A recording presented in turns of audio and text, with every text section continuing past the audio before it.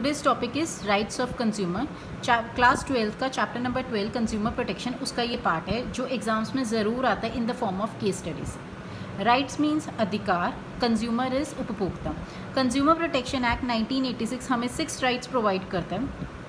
It's like right to safety, right to inform, to be informed, right to choose, right to be heard, right to seek redressal, right to education, and we should be aware of these rights. For more clarity, I'll explain one by one. First is right to safety.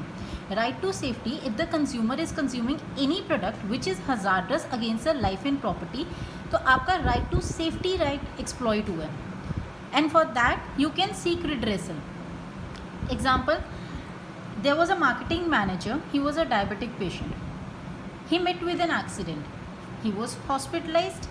By mistake, the nerve of the right leg was cut. So he crippled throughout. तो इस situation में doctor ने उसका right to safety exploit किया. Next right is right to be informed. Right to inform about quality, purity, ingredients on the label.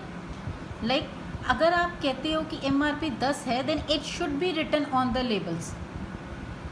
Next is right to choose, that is freedom to assess the product. Like with an example explain, आप किसी shop पे गए हो, he has shown you 2 shirts, but आपको वो shirt पसंद आई जो dummy पर है, बट ही सेड हम वो नहीं दे सकते, आपको इसी में से चूज़ करनी पड़ेगी.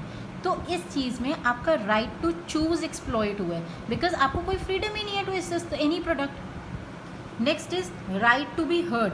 राइट टू हर्ड और राइट टू सीक रिड्रेसल में देर इज़ अ डिफरेंस.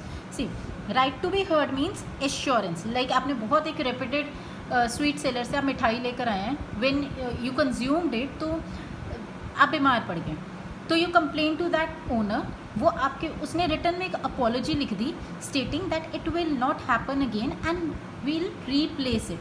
तो उसने आपको एक एश्योरेंस दी है, that is right to be heard. But अगर वही मिठाई वाला जब आपकी अपॉलॉजी तो दे देता है, उसके बाद वो 5 और डिब्बे लेके आता है of different variety that will replace it, तो वो है right to seek redressal. That is when you get actual relief. The last one is right to education. जब आपको you are aware of these rights.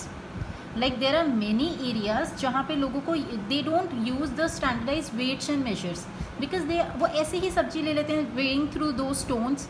So that is they are not aware of their rights. And that right is right, उसमें आपका right to education exploit हो रहा है.